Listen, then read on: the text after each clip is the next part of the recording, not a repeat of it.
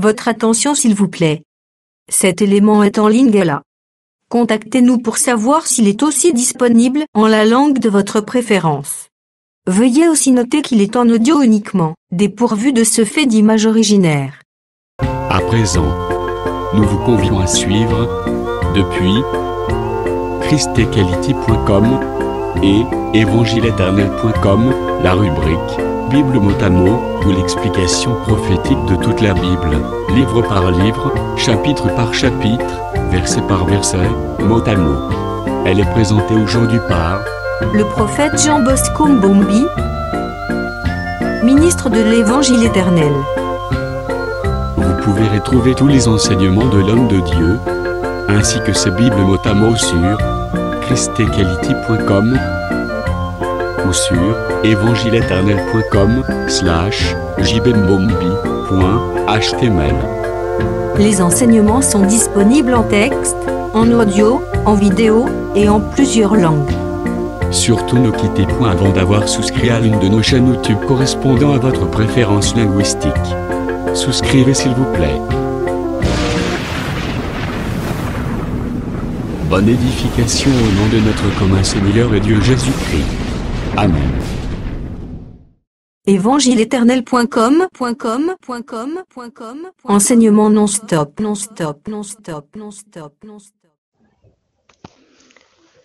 Gloire soit rendue au Seigneur Jésus-Christ, le maître des temps et des circonstances, en qui nous avons réussi l'être, les mouvements, ainsi que la respiration.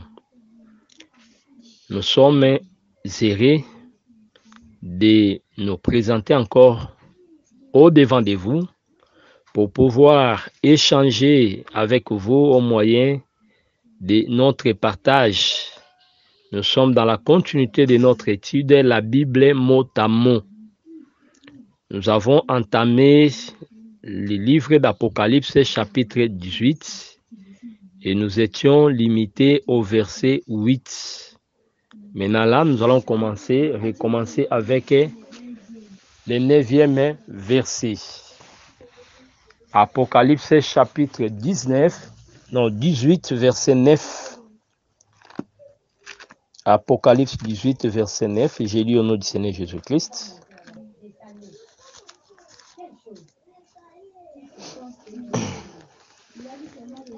Apocalypse 19.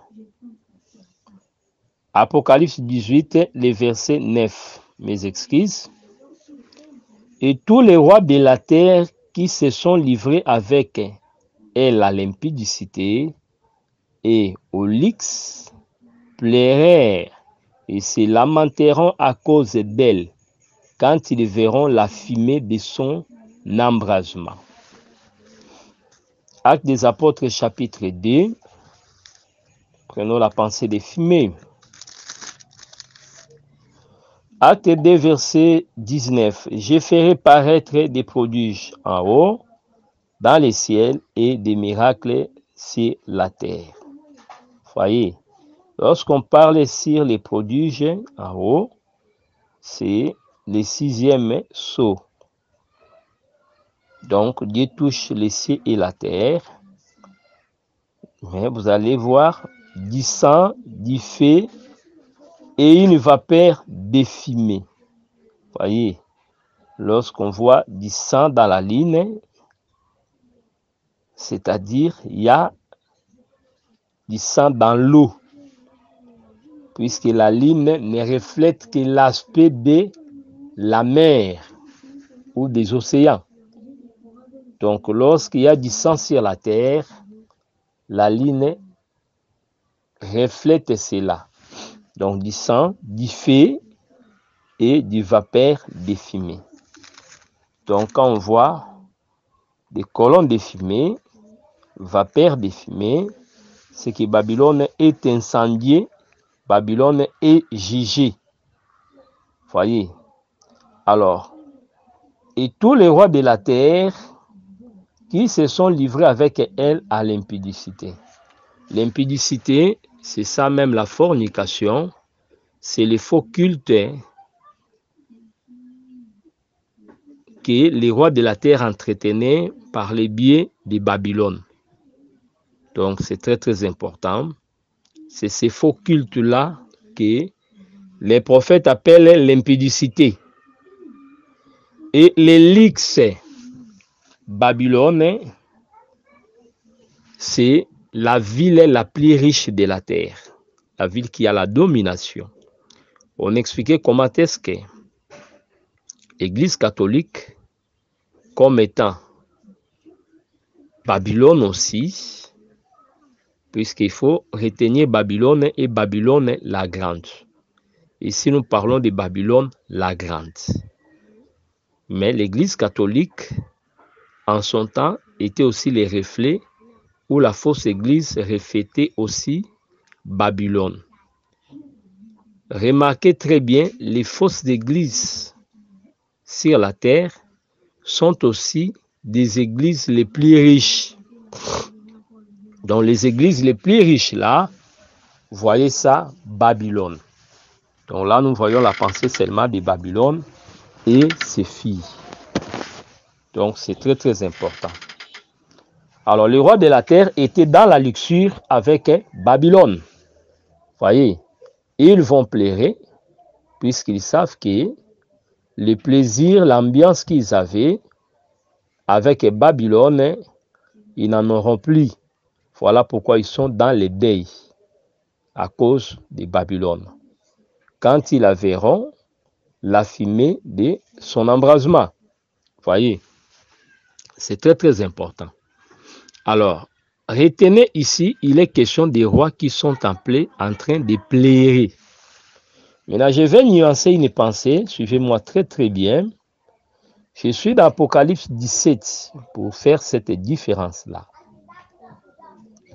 Apocalypse 17, je prends les versets 16 à 17.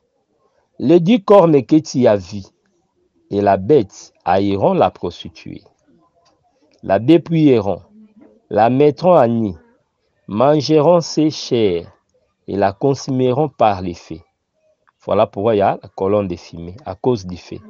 Car Dieu a mis dans leur cœur d'exécuter son dessein et d'exécuter un même dessein et de donner les royautés à la bête jusqu'à ce que les paroles de Dieu soient accomplies. Dieu a mis dans leur cœur, c'est-à-dire les desseins de travailler pour Babylone. Ils ne vont pas seulement exécuter les desseins de Babylone, mais à la fin, ils vont aussi travailler pour la chute de Babylone. Mais c'est un contraste. Et qui ont travaillé pour la chute de Babylone, mais nous voyons encore les rois de la terre pleurer. Pourquoi devrais-tu les pleurer et plutôt qui ont occasionné la chute de Babylone ou son jugement?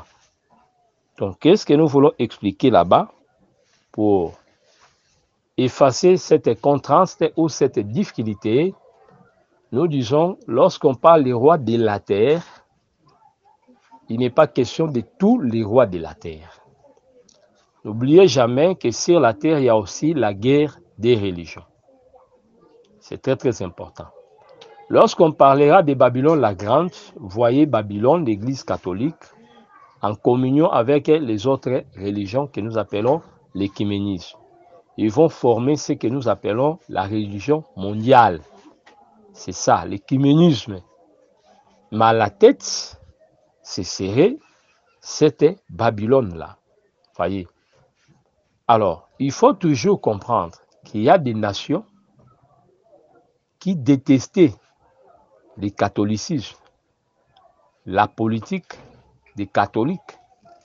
Voyez, ce sont ces nations-là. Quand on dit la bête et les 10 cornes, cela ne signifie pas toutes les nations de l'Alliance qui vont agir contre la bête. Mais j'avais déjà dit que lorsque Dieu descendra pour confondre les enfants des hommes, sachez que la confusion s'est faite par groupe. Voyez, Dieu mettra l'inimitié entre ceux-là et ceux-ci. Vous comprenez? Donc, ceux qui seront en inimitié avec la bête, et avec plutôt la prostituée, après le temps des alliances, lorsque Dieu va confondre les alliances, comme ils ne seront plus dans l'alliance, puisque Dieu descendra pour briser ces alliances. Puisque une fois que les alliances sont brisées, c'est-à-dire ils sont devenus fragiles. Donc le Seigneur va les fragiliser. C'est l'alliance qui faisait que ces nations-là puissent considérer Babylone. Mais une fois que le Seigneur va les confondre dans la grande guerre de l'Armageddon, là nous disons que les fers se détachent avec l'argile, c'est alors qu'il y aura ce que nous appelons les règlements de comptes. Ces nations-là vont intervenir pour déchirer Babylone. Prenez par exemple les royaumes de l'Est ou les pays de l'Est, les pays musulmans. Je donne l'exemple de la Russie. La Russie, c'est un pays qui n'a pas toujours eu de bonnes relations avec le Vatican. Vous comprenez? C'est pourquoi, lorsque la Russie dérangeait la Pologne, le monde avait jugé bon à un certain moment, pour protéger la Pologne, que les papes sortent de la Pologne. C'est pourquoi Jean-Paul II, qui était aussi un homme politique d'autrefois, en cachette, cet homme-là, jésuite, sera choisi pour être pape. Ce choix-là était seulement dans les soucis de donner une certaine dignité à la Pologne, que la Russie regardait comme un bouclier. C'est-à-dire, la Russie pouvait tout, c'est-à-dire, était prêt à tout prix livrer Pologne, déranger la Pologne pour sa paix. Donc, la Pologne était regardée comme un bouclier. C'est pourquoi lorsqu'Allemagne voulait agir sur la Pologne, pendant la Deuxième Guerre mondiale, la Russie n'a pas intervenu. Il a laissé l'Allemagne faire. Pour lui, pour elle, la Russie savait qu'elle serait en paix, puisqu'il a déjà livré la Pologne. Voyez? Donc la Pologne était regardée comme une proie facile entre l'Allemagne et la Russie. Pour protéger cette nation faible, voilà pourquoi le choix des Illuminati était de choisir un pape qui sortira de la Pologne. Voyez? Donc, des pays comme ça, ils ont déjà, de par l'histoire, un conflit, une guerre froide avec le Vatican. Mais les alliances amenées par l'Antéchrist fera que ces pays puissent accepter de marcher avec le Vatican. Voyez. Mais après que le Seigneur va les confondre, ils vont revenir dans leur pensée originale pour se montrer comme étant des ennemis du Vatican. Et ce sont eux qui vont piller, bombarder la grande ville. La ville sera divisée puisque la ville sera bombardée. Voyez. Donc par là, nous voulons dire les rois fidèles dans tous les âges, dans tous les temps avec le catholicisme, ce sont ceux-là qui vont plaire. Sinon, il y aura contradiction. Si on n'expliquait pas cette nuance, si on n'amenait pas cette explication, il y aurait contradiction entre Apocalypse 18, 9 et Apocalypse 17, 16 à 17. Voyez, les 10 cornes vont la dépouiller.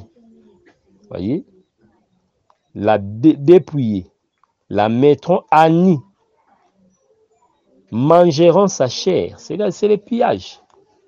Vous voyez? Mais les rois de la terre qui ont pillé Babylone, pourquoi les mêmes rois vont encore plaire Babylone? C'est une confusion. Par là, nous disons que ce n'est pas tous les rois qui seront dans cet acte-là. Vous voyez? Des mépris. Ce sont les rois qui ne supportaient pas la présence de Babylone avant l'alliance solide. Vous comprenez? Donc, avant l'alliance de l'Antéchrist, ce sont des nations qui regardaient le Vatican comme un ennemi. Donc, à vrai dire, Babylone va tomber par la main de Dieu, mais sur la terre, les nations vont agir. C'est comme les eunuques qui étaient avec Jézabel. Ce sont les mêmes gens qui devaient les pousser, les précipiter pour qu'elles tombent. Donc, quand Jézabel est tombée par la fenêtre, en ce moment-là, la prophétie s'accomplissait. Et elle est tombée, Babylone la grande. Donc, cette insistance sur répétition, ça montre seulement que certains témoignages sont vrais. Donc, nous croyons que Babylone, malgré sa structure, malgré sa condition actuelle, finira par connaître les déclins, autant marqués par les seigneurs. Donc là, nous disons que le pillage se fera par les rois de la terre qui ne supportaient pas la politique de Babylone. Et secondement, ce sont les habitants de la terre qui seront conscients que cette église-là, cette fausse église, est en quelque sorte érigée un mensonge pour les troubler. Donc cette église-là était complice pour la perdition de plusieurs. Donc voilà les gens qui vont en quelque sorte déranger Babylone. Et de l'autre côté, nous voyons les rois de la terre qui sont pro-Babylone, pro-Rome. Ce sont eux qui vont plaire Vatican, qui vont plaire Babylone. Donc voilà comment est-ce que nous apportons la lumière pour élucider vos pensées et éviter cette confusion avec l'Apocalypse 17 et ce que nous venons de lire ici dans Apocalypse 18. Donc, il est question d'un pillage occasionné par les habitants de la terre et les rois qui ne supportaient pas la politique du Vatican. Donc, voilà un peu ce que nous devons retenir. Verset 10, Apocalypse 18, 10. Se tenant éloignés, donc ces rois-là, pro-Vatican, se tenant éloignés dans la crainte de son tourment, ils diront malheur, malheur à la grande ville. Donc c'est très très important. La grande ville, donc il faut retenir cela, que la grande ville sera jugée. Lorsque la grande ville sera jugée, c'est en ce moment-là que les rois de la terre vont beaucoup regretter. Comme je disais, ce ne sont pas tous les rois, mais les rois qui commerçaient plus avec Babylone. Donc voilà ce que nous devons retenir. Et se tenant éloignés dans la crainte de son tourment, ils diront malheur, malheur, la grande ville, Babylone, la ville puissante. En une seule heure est venu ton jugement. Une seule heure, c'est-à-dire dans un bref moment. Un bref moment. Voyez? Donc, c'est ce que nous devons comprendre. Une heure là, ce n'est pas une heure comme ça. 1, 2, 3, une heure, non. Une heure, cela signifie seulement un bref moment, un temps court. Donc, c'est comme ça. Donc, c'est quelque chose qui va surprendre les habitants de la terre. Donc, malheur, malheur, cette insistance-là, nous allons aussi expliquer cela. Donc, malheur, malheur. Pourquoi des malheurs? Nous allons comprendre cela. Nous avons déjà dit dans le verset 6, si je peux faire encore la lecture, payez-la comme elle a payé et rendez-lui au double selon ses œuvres. Voyez? Lorsque Israël était châtié 2 fois, Dieu disait que mon peuple a commis un double péché. Voyez, premièrement, ils ont abandonné l'Éternel. Au lieu de s'arrêter là-bas, ils se sont creusé des citernes crevassées. Abandonner Dieu et aller servir d'autres dieux. Voyez les deux péchés. Donc, Dieu appelait ça double péché. Ici aussi, Babylone, à cause de ce qu'il avait fait, il devait être payé au double. Voyez, payez là comme il a payé et rendez-lui au double selon les œuvres, ses œuvres. Voyez, il doit recevoir au double. C'est pourquoi on en parle de malheur deux fois. Malheur, malheur. Donc, la grande ville, Babylone, la ville puissante, en une seule heure est venu ton jugement. Voyez, donc des malheurs, nous avons retenir cela. Malheur, nous allons expliquer ça dans la suite, retenez ça. J'ai fait d'abord ces mariages avec le verset 6 qui dit payez-la au double. Donc payez-lui au double. Rendez-lui plutôt au double. C'est ça. Alors, Apocalypse chapitre 18, les versets 11. Et les marchands de la terre pleurent et sont dans les deuils à cause d'elle, parce que personne n'achète plus leur cargaison. Vous voyez, les marchands de la terre, même les rois de la terre sont aussi des marchands. Tous ces dictateurs, avec leurs minéraux, ils commercent avec Babylone. Vous voyez, donc les marchands de la terre vont pleurer à cause de cela. Donc, retenons que les marchands de la terre, ce sont les riches de la terre, ces grands qui ont entre les mains l'économie du monde. Et Babylone, qui a beaucoup d'argent, c'est lui qui a amassé toutes ces richesses là-bas pour son organisation. Donc, voilà ce que nous devons retenir. Et les marchands de la terre pleurent et sont dans les deuils à cause d'elle, parce que personne n'achète plus leur cargaison. Vous voyez? Donc, les marchands de la terre, ils avaient des richesses à proposer à Babylone. C'est Babylone qui achetait cela. Lorsque les gens colonisaient l'Afrique, les rois de la terre s'amassaient des richesses et c'est au Vatican qu'on allait vendre ça. C'est pourquoi il faut regarder même les constructions des Vaticans. Vous allez voir qu'il y a des places où, dans l'embellissement des bâtiments, on a mis de l'or. Vous voyez, c'est pourquoi quand vous prenez le verset 12, Apocalypse 18, le verset 12, on dit « Cargaison d'or, d'argent, de pierres précieuses, de perles et de fin lin, au pourpre, de soie, d'écarlate, d'espèces de bois, de santerre, de toute espèce d'objets d'ivoire, de toute espèce d'objets en bois, très précieux, en airain, en fer et en marbre. 13. De cinnamome, d'aromates, de parfums, de myrrhe, d'encens, de vin, d'huile, de fine farine, de blé,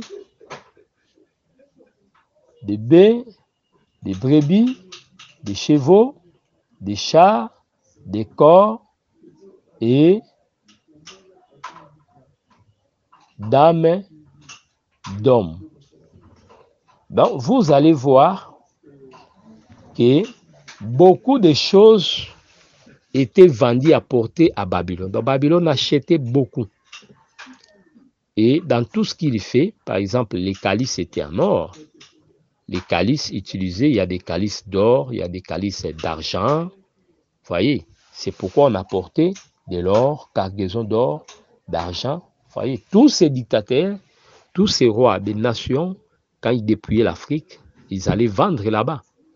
Donc, ça constituait des richesses pour leurs nations. Et même particuliers, ils vendaient aussi à Babylone C'est pourquoi les rois de la terre étaient aussi des commerçants. Les plus riches qui exploitent dans nos pays collaborent aussi avec Babylone. C'est pourquoi je disais que quand il faut regarder les meubles, voyez, vous allez comprendre qu'il y avait aussi l'utilisation de l'or dans certains meubles. C'est pourquoi lorsque le pape Jean-Paul II pouvait dire à Maradona de penser aussi aux pauvres, chose qu'il faisait déjà, mais il voulait en quelque sorte se moquer du Vatican. Voyez, Maradona disait que le Vatican a beaucoup d'argent, il suffit d'enlever seulement un peu d'or qu'on trouvait dans les bâtiments et il pouvait bien aider les pauvres. Vous comprenez? Donc Maradona avait fait mention de l'or qu'on trouvait dans les bâtiments du Vatican. Donc comme je dis là, il y a des coupes d'or, d'argent, et c'est là dans toutes les paroisses du monde. Voyez cet investissement-là. Donc la prise en charge, puisque nous devons nous poser la question, où est-ce que le Vatican trouvait-il d'argent pour soutenir des prêtres pendant des décennies? Vous comprenez? Où est-ce qu'il trouvait cet argent-là? Quel est le fond du Vatican? Vous allez comprendre qu'autour du Vatican, comme Babylone, il y a beaucoup de réalités. C'est ce que nous devons comprendre. Alors, on ne vendait pas seulement les choses, mais vous allez remarquer, on fait mention aussi des corps et d'âmes d'hommes. C'est-à-dire, dans leur commerce là, il y avait aussi l'aspect spirituel. C'est pourquoi ce monde ici marche avec des mystères. Donc, c'est une chose que vous devez retenir. Il y a des commerces que nous voyons comme ça, mais il y a des commerces que nous ne voyons pas. Quand vous allez au Bas-Congo, par exemple, dans les Manyanga, on vous dira qu'il y avait un prêtre qui achetait les âmes. Cela apparaît bizarre.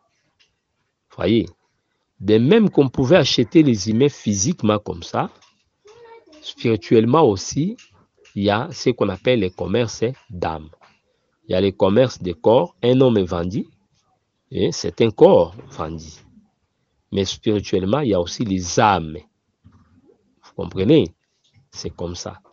C'est pour ceux qui vont dans l'occultisme pour chercher la force, les soutiens, ce sont les âmes condamnées, tous ces damnés que le diable utilise pour être au service de ces gens-là. Vous comprenez?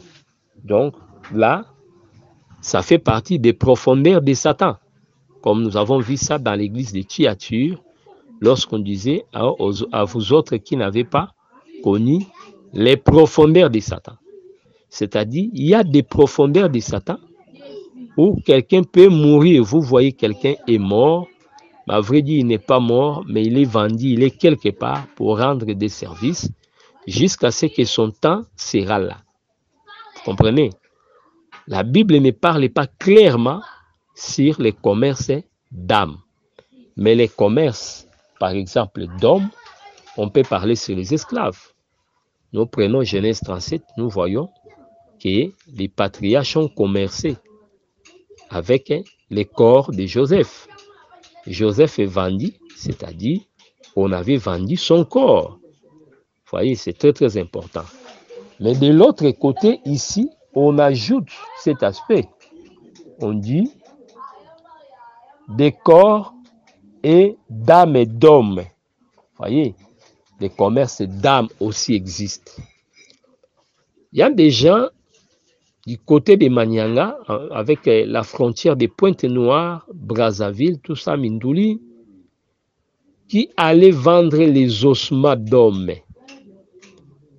La personne est morte, on va les cacher quelque part jusqu'à sa décomposition. Certains allaient même occasionner les déterrements, on les appelait les déterreurs. C'est un commerce secret. Vous voyez, on va prendre ces ossements et puis on les introduisaient dans des bidons d'huile, sous prétexte qu'ils sont allés vendre de l'huile. Mais à l'intérieur, ce sont les ossements d'hommes. Ils vendaient ça aux Blancs. Maintenant, ces Blancs-là amenaient ça à l'Europe. Ils amenaient ça où? La réalité est que c'est cette ville-là dont nous sommes en train de parler qui achetait ces ossements-là. Pour quelle fin? Point d'interrogation. Les profondeurs de Satan. Donc, il y a ce qu'on appelle aussi commerce d'âmes. Il y a des gens qui sont attachés aux Blancs dans des villes, dans nos villes. Vous voyez quelqu'un qui a la confiance de son chef, qui fait tout ce qu'il veut, c'est comme s'il était l'adjoint. Mais c'est un vendeur d'âmes. Vous voyez, dans sa famille, il y a des cas de décès. Il vend des âmes à son patron. Et ce sont ces âmes-là qui vont travailler pour l'épanouissement de l'entreprise. Et comme lui, c'est un vendeur, c'est un commissionnaire, c'est un vendeur. Il collabore avec ces blancs-là. Vous allez trouver que cet homme-là aura beaucoup de privilèges. Donc ça, c'est la profondeur de Satan que nous ignorons. Peut-être que vous allez me demander des versets, mais nous avons beaucoup de versets pour expliquer le Christ, puisque notre prédication a profondément Jésus-Christ. C'est lui, donc notre message est christocentrique. Mais nous n'avons pas beaucoup de versets pour expliquer les profondeurs de Satan. Vous comprenez? Mais il y a des profondeurs. Il y a l'au-delà, puisque Job, l'Éternel lui parlait sur l'au-delà. A-t-il déjà fait les promenades dans les séjours des morts? Donc, ce sont des choses que nous ignorons. Donc, mais Job a parlé de ces promenades-là. Mais quand vous allez du côté de l'ennemi, il y a beaucoup de choses que l'ennemi révèle à ses adeptes. Vous voyez, la profondeur de Satan. Mais nous prêchons la profondeur de Jésus-Christ. C'est pourquoi ici, nous sommes seulement en train de frôler par rapport aux pensées que nous trouvons là, pour que ces versets ne restent pas stériles, mais que vous ayez des lumières à propos, que nous vivons dans un monde où il n'y a pas seulement le commerce des corps, mais aussi le commerce d'âmes. Lorsque les gens amènent les jeunes filles aux Indes, à Dubaï, pour que ceux-là puissent commercer, travailler comme des prostituées. Vous voyez, c'est tout un commerce. Venir prendre les jeunes filles, vous amener là-bas. Quand on faisait les commerces triangulaires, c'était les commerces d'hommes. Quand on arrivait en Afrique, on apportait nos frères noirs, les nègres, pour les Amériques. C'était là le commerce d'hommes. Mais quand il faut aller vendre du cycle en Europe, ça c'est le commerce du cycle. Vous voyez, des aliments. Mais ici, là, c'était le commerce d'hommes. Donc, le Vatican était derrière le commerce d'hommes et le commerce d'âmes. C'est pourquoi, en rapport avec l'esclavage en Afrique, il faut toujours voir aussi le Vatican derrière ça. Puisque les plus riches du monde dépendent du Vatican. Ils travaillent en synergie. Donc, le commerce d'âmes, c'est quelque chose que vous devez retenir. Ça existe bel et bien. Il y a des âmes qui sont vendues. Actuellement, dans nos milieux, il y avait les rimères. Sous d'autres essais, ça existait déjà.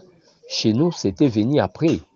C'est-à-dire, il y avait des gens qui s'intéressaient, qui venaient proposer beaucoup d'argent à la famille du défunt. Et si vous acceptez de leur vendre votre mort, ils vont vous donner des couvertures, leur cercueil, et vous allez enterrer votre mort avec leurs biens, les histoires qu'ils vont vous donner. Et vous enterrez la personne, mais après l'enterrement, et même ils iront faire des cérémonies là-bas pour récupérer la personne.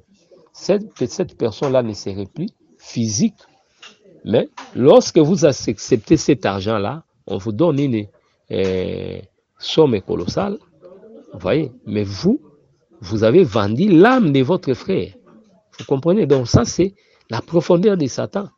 Comment ça va se faire? Vous ne savez pas. Mais spirituellement, il y a des choses qui se font.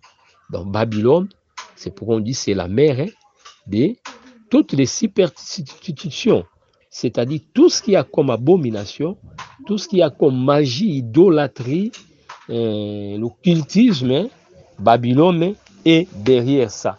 C'est quelque chose que vous devez retenir, c'est très très important. Donc voilà ce que vous devez retenir. Donc voilà un peu comment est-ce que nous devons comprendre ces choses. Donc Babylone a beaucoup agi sur la terre, il a influencé les mondes dans le mal. C'est pourquoi parfois nous avons les phénomènes qui apparaissent à tout moment. Parfois il faut acheter les organes, les sexes, des choses comme ça. Mais toutes ces choses-là, ça provient d'où? Vous allez voir toujours que la finalité, c'est Babylone. C'est-à-dire tous ces commerçants, tous ces blancs qui viennent acheter, tous ceux-là qui font ces commerces-là, acheter les organes, peut-être les cœurs d'hommes, toutes ces histoires-là, mais ils amènent ça où? Qu'est-ce qu'ils font avec ça? Vous allez voir toujours au sommet, il y a Babylone autour de ça. Donc voilà comment est-ce que nous devons comprendre que Babylone procurait beaucoup d'argent à ceux-là qui étaient en contact avec elle. Apocalypse 18, verset 14. Les fruits que désirait ton âme sont allés loin de toi, et toutes les choses délicates et magnifiques sont perdues pour toi, et tu ne les retrouveras plus. Ici, on montre comment est-ce que Babylone tombe et les tombes en faillite. Tout est perdu, rien ne serait récupéré. Vous comprenez? Donc, même le Vatican en soi sera détruit. Les sièges de toutes les fausses églises qui constituent Babylone donc seront détruits. Vous comprenez un peu? Et de l'autre côté, quand vous arrivez dans chaque communauté, là où il y a des fausses églises, telles que les églises catholiques, tous seront pillés. Donc Babylone va perdre. C'est ça la pensée du verset 14. Les fruits que désirait ton âme sont allés loin de toi. Donc plus de règne, plus de gloire, et toutes les choses délicates et magnifiques sont perdues pour toi, et tu ne les retrouveras plus. Donc tout ce qu'il y a là-bas, au Vatican, des livres, des statues, beaucoup de choses seront brûlées. C'est pourquoi il y aura la fumée. Apocalypse 18 et 15. Les marchands de ces choses qui sont enrichis par elles se tiendront éloignés dans la crainte de son tourment. Ils pleureront et seront dans les deuils. Et diront, malheur, malheur, la grande ville qui était vêtue de lin, de pourpre et d'écarlate, parée d'or, de pierres précieuses. Ce sont des pensées que nous avons expliquées dans Apocalypse 17. En une seule ère, tant de richesses ont été détruites. Voyez, il a tout perdu. Donc, malheur, comme on avait dit des fois, malheur, malheur. Voyez, on va expliquer ça. Donc, en ces temps-là, les gens seront conscients que personne ne va plus acheter leur cargaison. Donc, certains sont des commerces qui procuraient beaucoup d'argent aux habitants de la terre. C'est pour certaines personnes n'arrivent pas à comprendre comment sont-ils parvenus à avoir à des richesses, à bâtir des grandes maisons comme ça. Mais c'était des commerçants qui collaboraient avec Babylone. Et même seront dans la tristesse, dans les deuils, puisque personne ne va plus acheter leur cargaison. Voyez. Dans le verset 17, il est écrit, et tous les pilotes, tous ceux qui naviguaient vers ces lieux, les marins et tous ceux qui exploitent la mer, se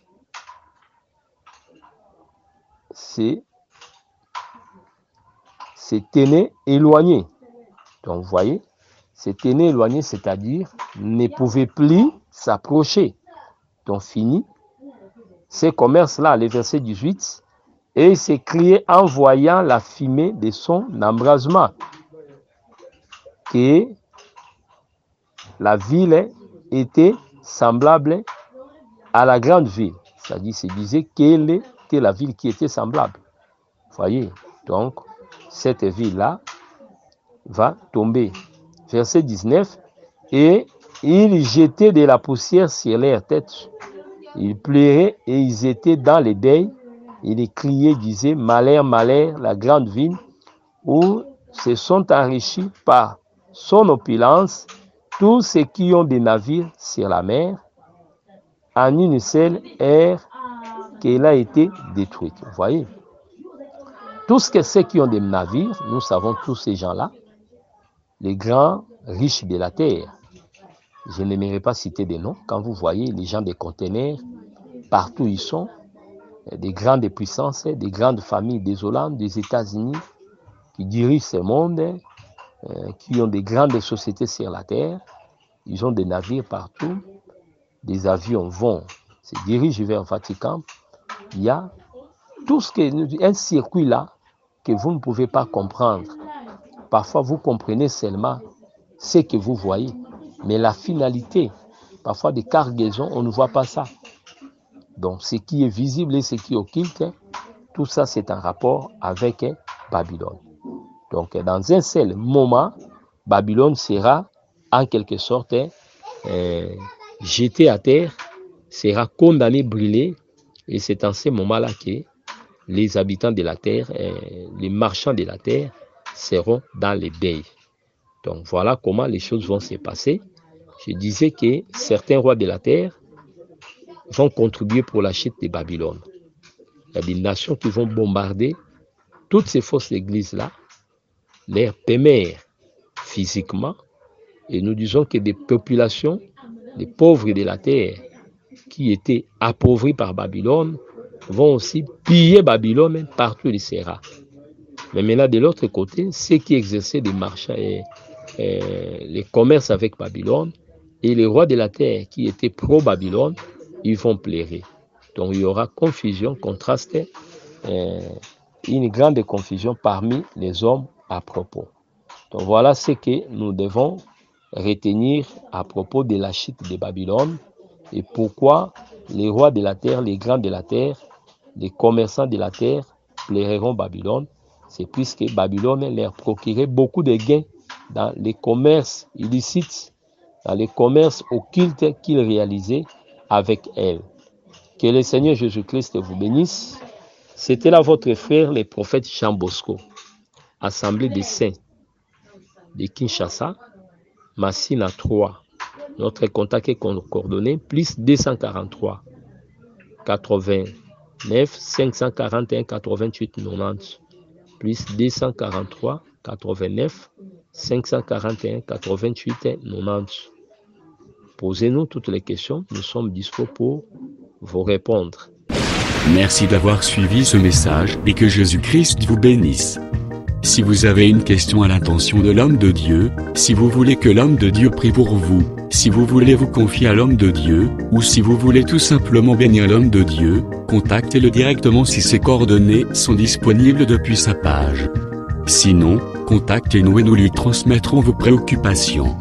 N'oubliez pas de faire un tour à notre page évangélisation pour voir en quoi vous pouvez vous rendre utile à Christ par cette œuvre. Que Dieu vous bénisse tous.